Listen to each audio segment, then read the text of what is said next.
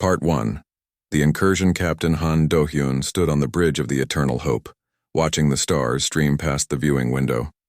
3,000 people were aboard his ship, all heading toward a new life on the colony world they would call New Busan. Children ran through the corridors. Families packed their belongings in cabins. Scientists discussed the surveys of their new home. It was supposed to be a routine journey, one humanity had completed dozens of times before. The warning alarm came without explanation. "Captain, we have multiple ships dropping out of hyperspace," said the navigation officer, her voice tight with sudden fear. "They're not broadcasting identification codes." Do-hyun pulled up the sensor display. 6 massive warships materialized around them, their hulls covered in aggressive angles and weapon ports. He recognized the design from the diplomatic briefings, Velcrin Empire vessels, but there was no reason for them to be here. This was neutral space, protected by treaty. "Open a communication channel," Do-hyun ordered, keeping his voice calm even as his heart began to race. "This is the human colony ship Eternal Hope on a registered flight path to Sector 7. We are unarmed civilians. Please identify yourselves and state your intentions." Static filled the bridge for 3 long seconds. Then a face appeared on the screen. The Velcrin commander had sharp features, dark gray skin, and eyes that reflected no warmth. When he spoke, his translator converted the words into cold, precise human language. "Humanity has expanded too far. Your presence in this region is no longer acceptable. You have 30 seconds to prepare for destruction. This message will be broadcast across all frequencies as a warning to your species." The channel cut off. Do-hyun's mind went blank for one terrible moment. Then training took over. "Emergency broadcast to all decks. Evacuate to the escape pods immediately. This is not a drill." Alarms screamed through the ship. Parents grabbed their children. The elderly were helped toward the evacuation points. But Do-hyun knew the truth as he watched the Velcrin ships charge their weapons. The Eternal Hope carried 3,000 people, and only enough escape pods for 200. They had never needed more. No one attacked civilian ships. Not in this civilized galaxy. The first blast tore through the ship's midsection. The vessel shuddered violently. Lights flickered and died. Do-hyun was thrown against the console, feeling his ribs crack from the impact. Through the viewing window, he saw flames spreading across the hull in the silence of space. The vacuum swallowed the screams he knew must be happening in the damaged sections. "Get as many people off this ship as possible," he shouted to his crew. "Target the family sections first." Another blast struck the rear of the ship. The engineering section exploded in a brilliant flash. The Eternal Hope began breaking apart. Do-hyun watched the structural integrity display as entire sections went dark. Red indicators showed where the hull had been breached. Each red mark meant dozens of people exposed to space. Their lives ended in seconds. A young officer, Dr. Choi Nari, grabbed his arm. "Captain, we have to go. Pod 17 still has room." Do-hyun shook his head. "I'm staying. Get to that pod. Someone needs to survive to tell Earth what happened here." He pushed her toward the escape corridor. She ran, tears streaming down her face. Around the bridge, the remaining crew worked frantically to route power to the escape systems. They were buying seconds with their lives. The third blast hit the command deck directly. Dr. Choi Nari felt the explosion behind her as she dove into escape pod 17. 15 other people were already strapped in, mostly children and their parents. One more pod launched from the opposite side of the dying ship. That was all. 2 pods out of 30. 34 survivors out of 3,000 souls. Through the pod's small window, she watched the Eternal Hope die. The Velcrin ships fired again and again, continuing their attack even as the human vessel broke into pieces. They weren't just destroying the ship. They were making sure nothing survived. This was murder, pure and calculated. The escape pod's emergency systems activated, pushing them away from the destruction. Nari activated the distress beacon, knowing it would be hours before any help could arrive. She held a crying child against her chest and whispered words of comfort she didn't believe herself. On the Velcrin flagship, the commander watched the destruction with satisfaction. He opened a channel that would broadcast across every communication network in known space. Every species would hear this message. Every government would see this display of power. "Attention, humans of Earth and her colonies. This is High Commander Vekthar of the Velcrin Empire. You have witnessed the fate of those who ignore our warnings. Your expansion into space ends now. You will withdraw from all colonies beyond your home system within 30 standard days. If you refuse, we will erase every human settlement in the galaxy. You are weak, soft creatures who value individual lives too much. You will surrender, or you will die. There will be no negotiation. The message was received on Earth 8 hours later. Ambassador Kim Ji-woo sat in her office on the neutral space station called Nexus Prime when the news reached her. She watched the video of the attack 3 times, her face showing no emotion. Then she walked to the observation deck and stared out at the stars for a long time. Other species ambassadors approached her carefully. The Threxian ambassador, a warrior from a culture that valued honor in combat, spoke first. Ambassador Kim, my government wishes to express our horror at this unprovoked attack. The Velkrin have violated every principle of civilized warfare. If there is anything we can do, there is, Ji-woo said quietly. She turned to face the assembled representatives. 12 different species were present, all watching her with expressions ranging from sympathy to curiosity. I need an emergency session of the Galactic Council. Within the hour, the council chamber filled quickly. News of the attack had spread through every species' communication networks. Everyone wanted to see how humanity would respond. The expectation was clear. Humanity would protest, demand justice, perhaps ask for the council's protection. They were peaceful, after all. They had spent a century building bridges, sharing technology, helping younger species develop. They avoided conflict. They compromised. The Velkrin ambassador stood in his designated area, his posture confident. His empire had conquered 7 other species using exactly this strategy. Show overwhelming force, kill enough civilians to prove your seriousness, and watch the weak species surrender. He expected nothing different from humans. Ambassador Kim Ji-woo walked to the center of the council floor. She placed a data chip on the podium, and images appeared on the massive screen surrounding the chamber. The faces of the dead from the Eternal Hope, 3,000 individual portraits, children smiling, families posing together, scientists at work. Every single person who had died. She let the images play for 5 minutes in complete silence. Then she spoke, and her voice carried no anger, no grief, no fear. It was cold as the space between stars. Honored members of the Galactic Council, the Velkrin Empire has made a choice today. They chose to murder 3,000 unarmed civilians. They chose to broadcast this murder as a threat. They chose to believe that humanity would respond with fear and surrender. She looked directly at the Velkrin ambassador. They chose incorrectly. Ji-woo touched the podium, and new images appeared. These were from Earth's historical archives.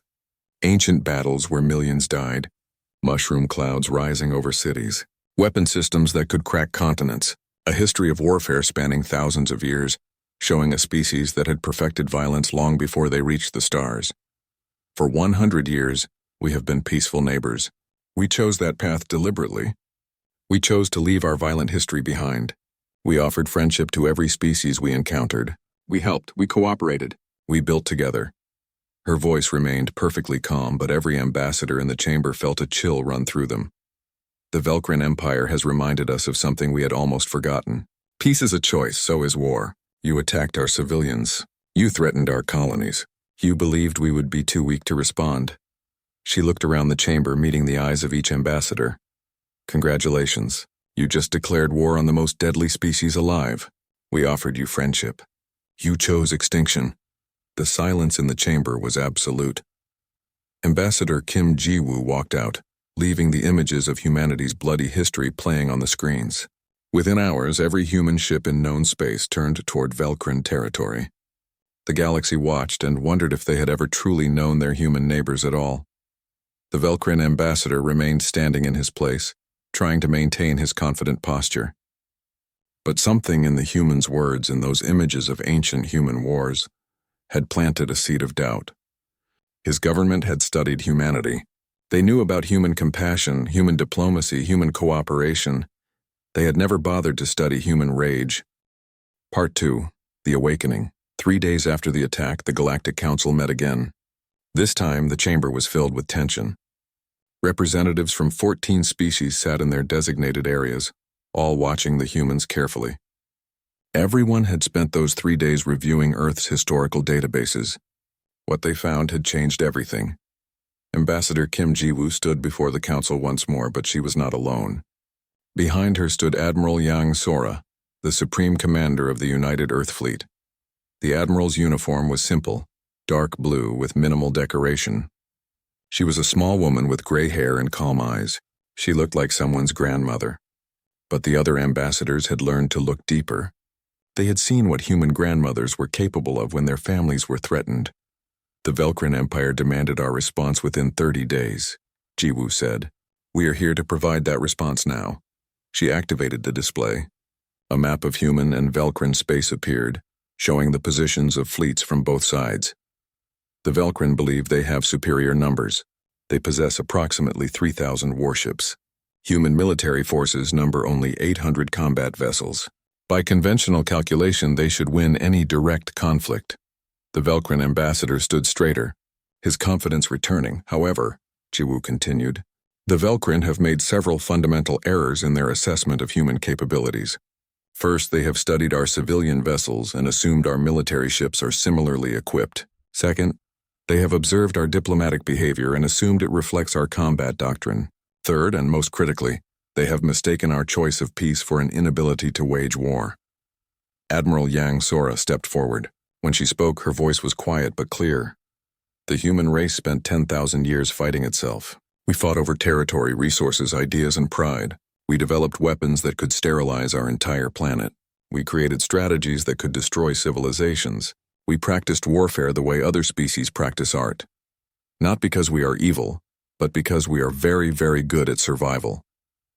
New images appeared on the screens. Human military technology, kept carefully hidden from galactic view. Ships that didn't look like peaceful exploration vessels. Weapon systems that made several ambassadors gasp in shock. When we joined the galactic community, we made a conscious decision, Yang continued. We locked away our weapons of war. We built civilian ships. We pursued peaceful expansion. This was not weakness. This was wisdom. We knew what we were capable of and we chose to be better. She looked directly at the Velcrin ambassador.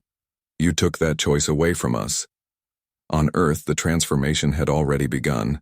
Commander Park Min-ho walked through the military shipyard in orbit above the planet. Hundreds of vessels filled the construction bays. These were not the civilian ships the galaxy was familiar with. These were warships, built according to designs that had been classified for over a century. How long until the first battle group is ready? He asked the chief engineer. 72 hours, sir. We're pulling retired personnel back into service and training new crews on the weapon systems. The ships themselves have been maintained in storage, waiting for a day we hoped would never come. Park Min-ho watched as a massive destroyer moved out of its bay, its hull painted in dark gray that would be nearly invisible against the black of space. Weapon ports lined its surface and its engines were built for speed and maneuverability, not comfort. That day is here, he said quietly. In another facility, deep beneath the surface of Mars, Li Taeyang reviewed mission briefings with his special operations team. They were soldiers, trained in combat techniques that most of the galaxy considered impossible. Human flexibility, endurance, and adaptability made them perfect for missions that other species couldn't imagine attempting. Our target is the Velcrin communication hub in the Terthos system, Taeyang explained, pointing to the holographic display. We infiltrate the station, gather intelligence on their fleet movements, and sabotage their long-range communication array. The main fleet will engage their forces while they're blind. One of his team members, a young soldier named Yoon Hana, raised her hand. Sir, the station has 5,000 Velcrin soldiers. There are 12 of us, Taeyang smiled grimly. Yes. That's why this mission might actually be challenging. The team had trained for scenarios exactly like this. They knew how to move through enemy territory, how to turn any environment into a weapon, how to make 12 people seem like an invading army. It was what humans did best. They adapted. They improvised. They survived. Back on Nexus Prime, the other species ambassadors were having private conversations. The Threxian ambassador met with his military advisors in a secure room. I have reviewed human historical records, the chief military analyst said, his warrior's crest flaring with agitation. They have fought more wars than any species in recorded galactic history. They fought with primitive weapons for thousands of years before discovering spaceflight. They continued fighting even when they possessed weapons that could destroy themselves. And, the ambassador prompted, and they won. Against themselves, against their environment, against extinction-level events. They are survivors at the most fundamental level. The Velkrin have made a catastrophic error. Humans don't fight for honor or territory. They fight to win by any means necessary. The Threxian ambassador leaned back in his chair. Should we offer assistance to the humans? No, sir. We should stay out of their way. Director Kang Yuna worked in Earth's intelligence headquarters, coordinating information from 1,000 sources across the galaxy. She had spent years building networks, establishing contacts, gathering data on every species humanity encountered. All of it had been for diplomatic purposes. Now she was repurposing everything for war. We have agents embedded in 3 Velkrin systems, her assistant reported. They're ready to provide targeting data when the fleet arrives. Good. What about the Velkrin leadership structure? Have we identified their command hierarchy? Yes, ma'am. We have complete profiles on their high command. Family connections, political relationships, personal weaknesses, everything. Kang Yuna studied the data. The Velkrin Empire was militaristic, yes, but it was still a government run by individuals. Individuals who could be manipulated, frightened, or eliminated. War wasn't just about ships and weapons. It was about breaking the enemy's will to fight. Prepare psychological warfare packages. I want every Velkrin commander to know we have information on them personally. I want them afraid to make decisions because they'll wonder how much we know. Dr. Choi Nari arrived on Earth 2 days after her rescue. She was one of 17 survivors from the Eternal Hope, and the only scientist among them. The government brought her directly to a secure research facility. Dr. Choi, we need your expertise, the facility director said. You're a xenobiologist. You understand alien physiology better than almost anyone. Nari looked around the laboratory. She saw weapons research, biological samples, containment systems. She understood immediately what they wanted from her. You want me to help develop biological weapons against the Velkrin? Yes. We're not asking you to deploy them, but we need to know what's possible. If the Velkrin escalate, if they target more civilian populations, we need options. Nari thought about the children who had died on her ship. She remembered holding a little girl named Jisoo, reading her stories before bedtime. Jisoo had wanted to be a teacher on the new colony. She was 6 years old. She died when the Velkrin's second blast tore through the family quarters. I'll do it, Nari said. But understand something. I'm not doing this for revenge. I'm doing this so no one else has to watch children die. The director nodded. That's exactly why we chose you. Across human space, similar conversations were happening. Scientists who had pursued peaceful research were now weaponizing their discoveries. Engineers who built exploration vessels were retrofitting them for combat. Teachers were explaining to students why sometimes peace required the capacity for overwhelming violence. The galaxy watched this transformation with growing unease. The humans they had known for a century were changing before their eyes. Or perhaps some observers thought they were simply remembering who they had always been. On the Velkrin homeworld, High Commander Vekthar reviewed reports from his intelligence division. The humans were mobilizing, yes, but he had expected that. What concerned him were the details. Human ships moving faster than their databases indicated was possible. Human soldiers training in combat techniques that seemed designed to counter Velkrin advantages. Human diplomats meeting with every species the Velkrin had conquered, asking questions about Velkrin weaknesses. They're being very systematic, his intelligence officer noted, almost like they've done this before. Impossible, Vekthar said. Humans are peaceful.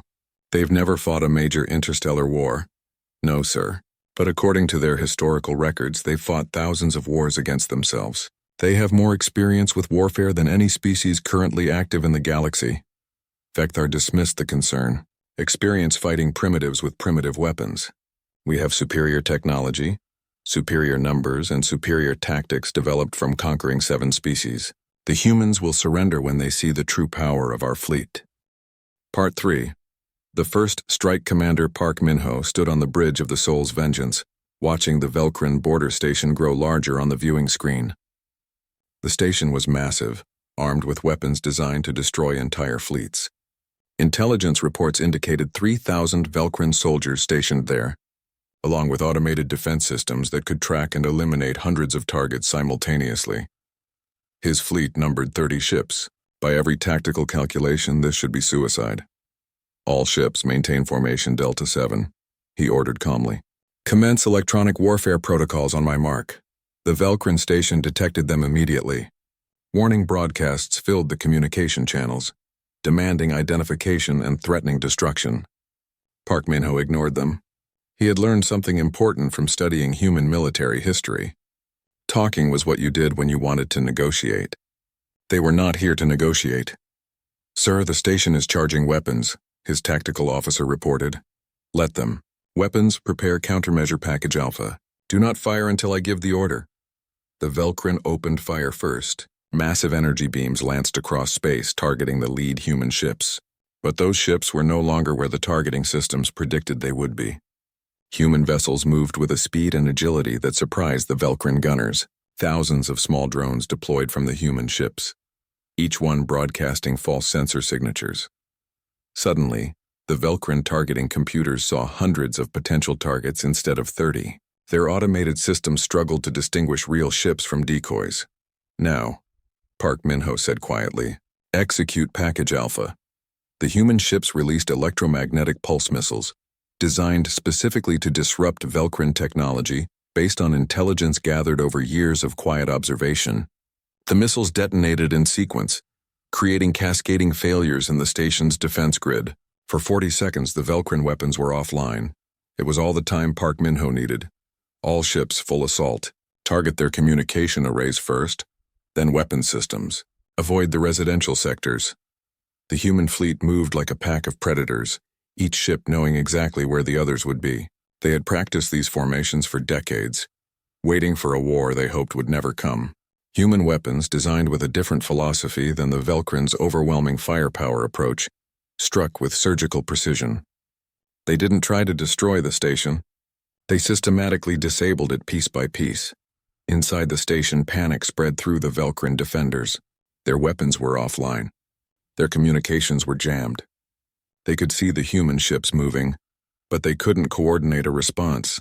It went against everything they had learned about warfare. Combat was supposed to be direct, honorable, a test of strength. This was something else entirely. Li Taiyang and his team were already inside the station.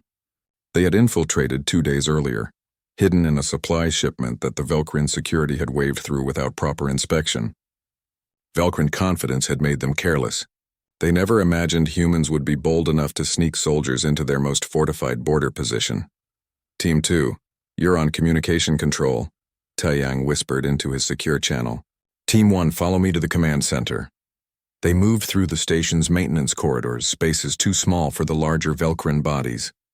Humans were smaller, more flexible, capable of accessing areas the Velcrin had never bothered to secure properly. It was an advantage that human soldiers had learned to exploit. A Velcrin patrol passed beneath them. Taiyang and his team waited in the ventilation shaft, silent and still. Once the patrol moved on, they continued toward their target. The command center was protected by heavy security. 10 armed guards stood outside the entrance, carrying weapons that could punch through human body armor easily. A direct assault would be suicide, so they didn't assault it directly. Yunhana placed the small device on the wall outside the command center. It looked like a maintenance panel, something that belonged there. In reality, it was a sonic disruptor, designed to emit frequencies that would disorient Velcrin physiology while leaving humans relatively unaffected. Dr. Choi Nari's research had been invaluable in designing such weapons. Activating in 3, 2, 1, Hana whispered. The device hummed to life. The Velcrin guards stumbled, their inner ears suddenly screaming with pain that humans couldn't even hear. They dropped their weapons, trying desperately to understand what was attacking them. Taiyang's team moved in quickly, using non-lethal force to subdue the disoriented guards. They were soldiers, but they didn't kill unnecessarily. That was another human principle the Velcrin hadn't understood. Humans could be absolutely ruthless in achieving victory, while still maintaining rules about how to fight. Inside the command center, the Velcrin officers stared at their displays in confusion.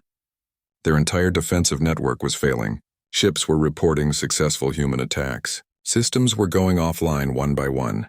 The station commander reached for the emergency communication system to call for reinforcements. The door exploded inward. Li Taiyang walked into the command center with his weapon raised.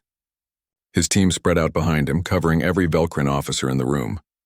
The station commander, a veteran warrior named Kelthros, reached for his sidearm. "I wouldn't," Taiyang said calmly. "We're already in control of your weapon systems. You're already defeated. The only question now is whether anyone else needs to die today. Kelthros hesitated, his warrior pride warring with military practicality. He had fought in 7 conquest campaigns. He had never surrendered, but he had also never faced an enemy like this.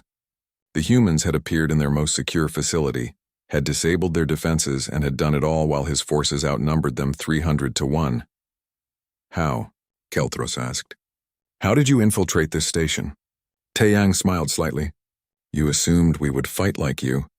Big fleets, direct confrontation, honorable combat. But humans learned a long time ago that honor doesn't matter if you're dead. We fight to win, Commander, and we're very, very good at it.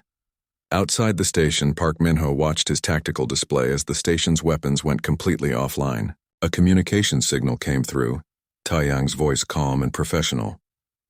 Station secured, sir. Minimal casualties on both sides. The commander is requesting permission to surrender the entire facility. Granted, Park Min-ho said. Treat the prisoners according to treaty protocols. No abuse, no retaliation.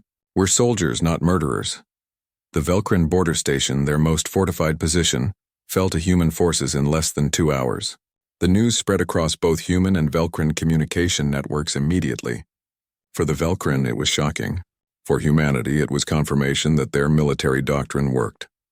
On the Velkrin homeworld, High Commander Vekthar watched the battle reports with growing concern.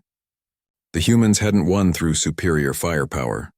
They had won through tactics, deception, and adaptability. They fought in ways the Velkrin had never encountered. He called an emergency meeting of his strategic command. Analysis, he demanded. How did 30 human ships defeat our border station? His chief strategist pulled up the battle data. They didn't fight the way we expected, sir. They used electronic warfare, drone swarms, and precision strikes. They had soldiers inside the station before the battle even began. They knew our weapon system's vulnerabilities. This level of intelligence and tactical sophistication suggests they've been studying us for years. Impossible. We've been watching them. They're peaceful traders and diplomats. No, sir. They were peaceful traders and diplomats. Analysis of their behavior suggests they were also gathering intelligence the entire time. Every trade negotiation, every diplomatic meeting, every cultural exchange was an opportunity to learn about us. They were patient. They were thorough. And now they're using everything they learned. Vekthar felt a cold sensation in his core. How many other species have they studied this way? All of them, sir. The humans have established relationships with every major civilization in the galaxy. If they wanted to, they probably know how to defeat each of us. The implication hung in the air. Humanity hadn't just been building friendships for a century. They had been preparing for the possibility of war while desperately hoping it would never come. Dr. Choi Nari watched the news of the border station's capture from her laboratory on Earth. She felt conflicted. The weapons she had helped design had worked. Human soldiers had won without massive casualties on either side. But she knew this was just the beginning. The Velkrin Empire had thousands of ships. They wouldn't surrender after one defeat. She returned to her research. The biological weapons she was developing remained unused, locked away as a last resort. But she continued working on them anyway, because another thing humans were good at was preparing for every possible outcome. Director Kang Yuna sat in her office, coordinating intelligence operations across Velkrin space. Her embedded agents were feeding her information about Velkrin fleet movements, supply lines, and command structure weaknesses. She was building a complete picture of their military capabilities, looking for vulnerabilities to exploit. A message came through from one of her agents, a human who had been living in Velkrin space for years under deep cover. Part 4. The Tide. Turns 5 weeks into the war, High Commander Vekthar made his decision. The humans had taken 3 border stations and destroyed or captured 40 Velkrin ships. It was time to show them the true power of the Velkrin Empire.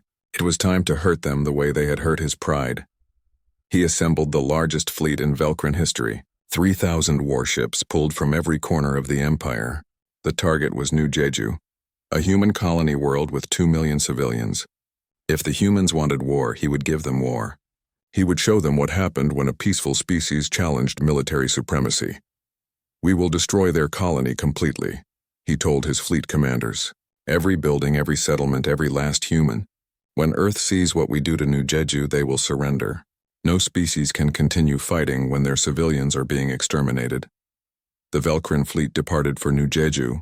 The journey would take 6 days. On New Jeju, Governor Shin Jihai received the intelligence report with steady hands. Director Kang Yuna's embedded agents had done their job. Earth knew the Velcrin fleet was coming, knew its size, knew its target. Jihai immediately activated the emergency evacuation protocols. "We have 4 days to evacuate 2 million people," she told her crisis team. "Every civilian ship in the system is now under military authority. We work 24 hours a day. Children and elderly first, then everyone else. No one gets left behind, Captain." Han Do-hyun commanded the orbital defense platforms around New Jeju. He had survived the destruction of the Eternal Hope and spent the last 5 weeks preparing for exactly this moment. His platforms were equipped with the best weapons humanity could provide, but he knew they couldn't stop 3,000 ships. His job was simpler: buy time for the evacuation. "How long can we hold?" asked his second-in-command. "As long as necessary," Han replied. "Every minute we delay them is another 1,000 civilians saved. We hold until the last transport is clear, then we hold some more." Far from New Jeju, in a part of space the Velcrin believed was secure, Admiral Yang Sora assembled her own fleet. 800 human military ships gathered in secret over the past 3 weeks. They were not heading to defend New Jeju. They were heading somewhere far more important. Commander Park Min-ho stood beside the Admiral, studying the tactical display. A single red dot marked their destination. Velcr Prime, the Velcrin homeworld. "They've committed their entire fleet to New Jeju," Park said. "Their homeworld is defended by only 200 ships and planetary defenses. It's still a formidable target." "Yes," Yang agreed. "But they've made a critical error. They assume we think like them. They believe we'll concentrate all our forces to defend New Jeju. They're wrong." She opened a secure channel to Lee Taeyang, whose special operations team was already in position. "Colonel Lee, report status." Taeyang's voice came through clearly. He was on Velcr Prime itself, had been for 3 weeks. His team had infiltrated the planet as refugees from a destroyed trade ship, blending into the diverse population of conquered species who lived under Velcrin rule. "We're in position, Admiral. We've identified the primary shield generators for the capital city. We can disable them on your command, but once we do, we'll be exposed. The Velcrin will know we're here." "Understood. Stand by. You'll get your signal when the fleet arrives." Yang closed the channel and looked at her assembled commanders. These were veterans. Most of them had been children during the last time humanity seriously prepared for war. They had trained their whole lives hoping they would never need to fight. Now they carried the weight of human survival on their shoulders. "What we're about to do will seem brutal," Yang said quietly. "We're going to attack their homeworld while their fleet attacks ours. Some species will call this ruthless. Some will call it barbaric. But understand what we're doing. We're not here to kill Velcrin civilians. We're here to force their government to choose: continue attacking New Jeju and lose their homeworld, or surrender." Park Min-ho nodded. "It's strategic deterrence through threat of equivalent loss." "Exactly. The Velcrin believe in overwhelming force, so we show them overwhelming vulnerability. Every minute they spend attacking New Jeju is a minute their own people are at risk. We make them choose between conquest and protection." The human fleet jumped to hyperspace, heading for Velcr Prime. On New Jeju, the evacuation was ahead of schedule. Governor Shin Jihai had organized the civilian population with remarkable efficiency. Families boarded transport ships in organized groups. Emergency supplies were distributed. Medical personnel made sure no one was left behind due to illness or injury. A young girl named Park Sumi stood in line with her mother, clutching a stuffed animal. She was 6 years old, the same age as Jisoo had been on the Eternal Hope. Her mother held her hand tightly, trying not to let fear show on her face. "Mama, why do we have to leave?" Sumi asked. "Because bad people are coming, sweetie. But the soldiers are going to protect us. Will the soldiers be okay?" Her mother didn't answer. She just held her daughter closer. Captain Han Do-hyun watched the last civilian transport depart from New Jeju orbit. 2 million people evacuated in 4 days. It was a logistical miracle. Now his job was to make sure those ships got far enough away to be safe. The Velcrin fleet appeared on sensors, emerging from hyperspace exactly when intelligence had predicted. 3,000 ships approaching in a formation designed to overwhelm any defense. Han's platforms numbered 20. His supporting fleet numbered 30 ships. Against any reasonable military calculation, he was about to die. All platforms, this is Han. We knew this day might come. We knew we might be asked to hold a line we couldn't hold. I won't lie to you. We probably won't survive this. But those 2 million people are safe because of us. That's what matters. That's what we fight for. He opened a channel to the Velkrin fleet.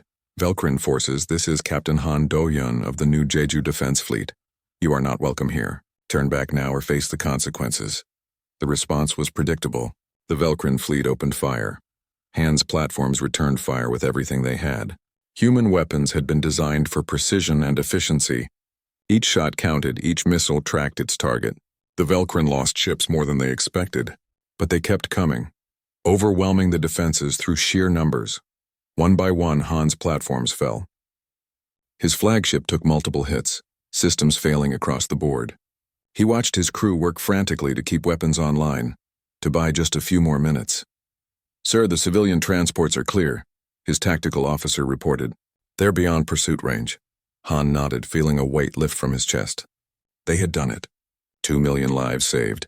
All ships fall back to secondary positions. We hold as long as we can. At that moment, the Velkrin fleet commander received an urgent message from Velker Prime. "Hi, Commander. Human fleet detected in orbit around the homeworld. They're demanding we surrender, or they'll attack the capital city." Vecthar felt his blood turn cold. Impossible. The human fleet should be here, defending New Jeju. How could they be at Velker Prime? "How many ships?" he demanded. 800, sir. Their entire military fleet. The realization hit him like a physical blow. The humans had sacrificed New Jeju's defense to attack his homeworld. They had calculated that he would commit his entire fleet to the attack, leaving his own planet vulnerable. They had predicted his tactics perfectly. On Velker Prime, Admiral Yang Sora broadcast to both the Velkrin military and civilian channels. "People of Velker Prime, this is Admiral Yang Sora of the United Earth Fleet. Your government launched an unprovoked attack on our civilians. Now your High Commander has sent every ship in your empire to attack another civilian target. We are in position to destroy your capital city. We have the weapons. We have the capability." She paused, letting the implications sink in to every Velkrin watching. "But we are not like your government. We do not wage war on civilians. You have 4 hours to evacuate your capital city. We are providing you with this warning because humans value life, even the lives of our enemies. After 4 hours, we will destroy military and government targets only. The choice is yours." On the surface, Li Taiyang and his team held their position near the shield generators, watching as Velkrin civilians began evacuating the capital in panic. Families fled into the countryside. Government officials scrambled to bunkers. The entire city fell into chaos. "This is psychological warfare at its finest," Yoon Hana observed. "They're not just afraid of our weapons. They're afraid because we gave them warning. It proves we could have killed them already but chose not to. That's more terrifying than simple destruction." Taeyang nodded. "It forces them to confront the reality that their government put them in danger. We're not the monsters here. Their own leaders are." At New Jeju, the Velkrin fleet commander faced an impossible choice: continue the attack and win here but lose his homeworld, or retreat and save Velker Prime, but admit defeat to the human defenses. He received orders directly from High Commander Vecthar. The message was simple: return home immediately. Protect the homeworld. The massive Velkrin fleet, which had been minutes away from destroying New Jeju, turned around and jumped to hyperspace. Captain Han Do-hyun watched them go, barely believing they had survived. "Did we just win?" his tactical officer asked in disbelief. "No," Han said quietly. Part 5. The Reckoning 8. Weeks after the war began, the Galactic Council chamber filled once again. Representatives from every major species gathered to witness the peace negotiations. The Velkrin delegation sat in their designated area, their postures no longer confident. High Commander Vecthar was not among them. He had been removed from command by his own government, a scapegoat for the failed war. Ambassador Kim Ji-woo stood at the center of the chamber, holding a data tablet with humanity's terms. The galaxy watched, wondering what price humanity would extract from their defeated enemy. Every species had seen what humans were capable of when provoked. Now they would see what kind of peace humans demanded. "The terms are as follows," Ji-woo began, her voice steady and clear. First, the Velcrin Empire will reduce their military fleet by 40%. The decommissioned vessels will be dismantled under supervision by neutral parties. Second, the Velcrin will pay reparations to the families of those killed aboard the Eternal Hope and to the colony of New Jeju. These payments will be structured over 50 years to avoid destabilizing the Velcrin economy. Third, all Velcrin military and government officials involved in ordering the attack on civilian targets will face trial before an independent tribunal. She paused, letting the terms settle. Fourth, and most important, the Velcrin Empire will establish educational exchange programs with humanity. We will teach them our history, our philosophy, our understanding of war and peace. They will teach us theirs. The goal is not punishment. The goal is to ensure this never happens again. The Velcrin representative, a diplomat named Kelvor, stood slowly. These terms are surprisingly generous. We expected you to demand our complete disarmament, perhaps even occupation. Jiwoo met his eyes. We could do that.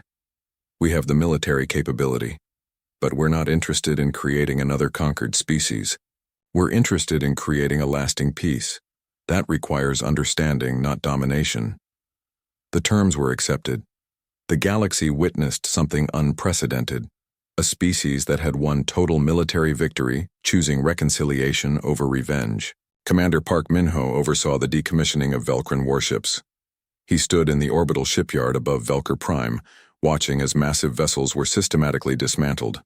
Velcrin engineers worked alongside human supervisors, following protocols designed to ensure the ships could never be used for conquest again. A Velcrin captain approached him, an older officer who had commanded one of the ships now being decommissioned. I fought in 7 conquest campaigns, the captain said. We defeated species that outnumbered us. We crushed rebellions that lasted years, but in 5 weeks, you defeated us completely. How? Park Min-ho considered the question carefully. You fought to conquer. We fought to survive. There's a difference. When survival is at stake, humans don't care about honor or tradition. We care about winning. We adapt, we improvise, we do whatever it takes. But your terms of surrender, the captain pressed. They're not designed to crush us.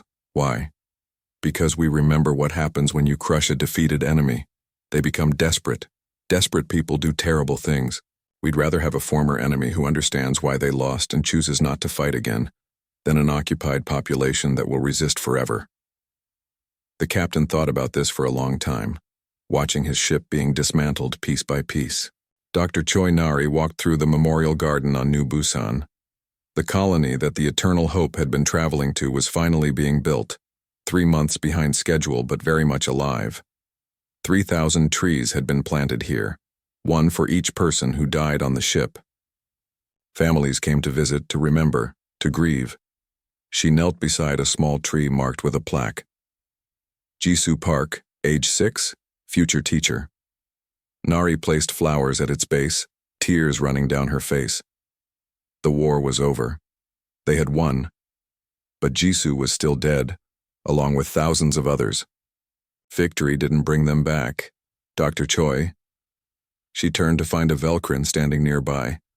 It was a young female, her features showing the distinctive markings of a civilian. She held flowers in her hands and looked uncertain. My name is Thera, the Velcrin said quietly. My brother was a soldier on the border station your forces captured. He survived. He told me about how you treated him with dignity even though he was your enemy. I wanted to thank you for that, and I wanted to apologize for what my government did. For the children who died. For this war we never should have started. Nari stood slowly, wiping her tears. You didn't start this war. Your government did. You're not responsible for their choices. Thera placed her flowers beside Nari's. But we supported them. We believed their propaganda about human weakness. We celebrated when they announced they would expand into your territory. I cheered when I heard about the attack on your ship. I didn't know. I didn't understand what war really meant until human ships appeared above my world and I thought I was going to die. The 2 women stood together in the memorial garden, surrounded by 3,000 trees, each one representing a life lost to pride and violence. What do we do now? Thera asked. How do we make sure this never happens again? We remember, Nari said simply.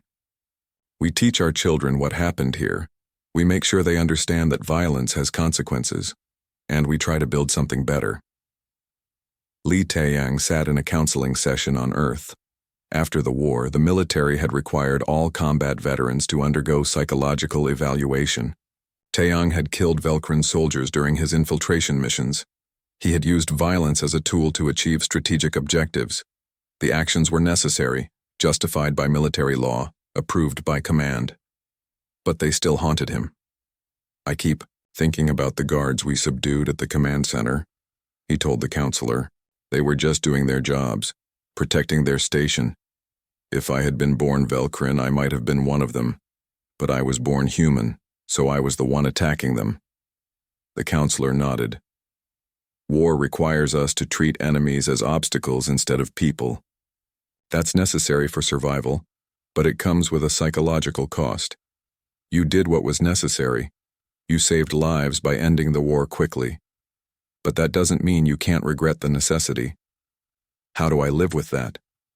By remembering why it was necessary, by working to prevent it from being necessary again, and by acknowledging that being able to do terrible things when you must doesn't make you a terrible person.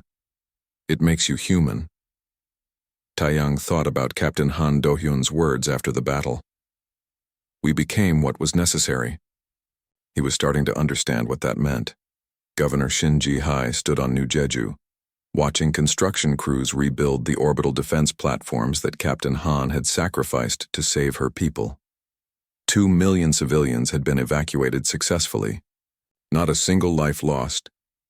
It was a miracle of organization and determination. Han himself stood beside her, promoted to admiral after the war. His defense of New Jeju had become legendary.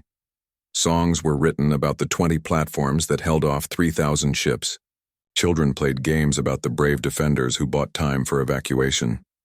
Do you think they'll try again? Ji-hai asked. The Velkrin? Or maybe another species? Han watched the construction with thoughtful eyes. Maybe. Probably. History suggests that peace never lasts forever, but we've sent a message to the galaxy. Attack human civilians and you don't fight a few ships, you fight all of us. Every human, every ship, every resource we possess gets mobilized for defense. That's a deterrent more powerful than any weapon. I hope you're right. So do I. Because I never want to fight another war. Winning doesn't feel like the stories suggest. It feels like surviving something that should have killed you. Admiral Yang Sora addressed the United Earth Fleet one final time before stepping down from command. She had led humanity through their first interstellar war. Now at age 72, she was retiring to let younger officers take over. We proved something important, she told the assembled crews. We proved that choosing peace doesn't mean being unprepared for war. We proved that tactical brilliance can overcome superior numbers. We proved that humanity can be absolutely ruthless in defense of the innocent while maintaining our moral principles. But most importantly, we proved that winning a war is not the end. Building a lasting peace is harder than any battle. She looked out at the thousands of faces watching her, young and old, veterans and new recruits. The Velkrin attacked us because they thought we were weak. They learned we are strong. But true strength isn't just military capability. True strength is choosing when to use that capability and when to show mercy. We could have destroyed the Velkrin homeworld. We could have occupied their systems. We could have done to them what they planned to do to us. We chose differently. We chose to demonstrate that humans can be trusted with power because we understand the responsibility that comes with it. The fleet erupted in applause. Yang smiled, feeling the weight of command lifting from her shoulders. She had done her duty. Now it was time for others to carry that burden. Director Kang Yuna met with her intelligence officers, reviewing the state of galactic politics after the war. The conflict had changed everything. Species that had been neutral now sought alliances with humanity.